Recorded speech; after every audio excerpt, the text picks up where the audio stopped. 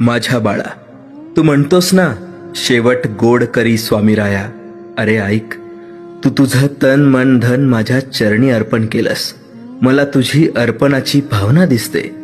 तू प्रयत्न करतोयस आणि मनात म्हणतोयस, स्वामी माझ्या प्रयत्नांना यश दे.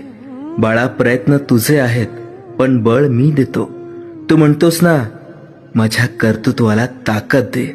मी देतो, कारण जे कर्तृत्व नम्रतेतून येतं ते मी कधीही रिकामं जाऊ देत नाही. तुझ्या मनात माझ्या दर्शनाची ओढ आहे, माझ्या सेवेची आस आहे. सगळं जाणतो आणि ही ओढच माझ्या उपस्थितीची निशाणी आहे. बाळ, तू म्हणतोस ना माझ्या आयुष्यातील अडथळे दूर कर.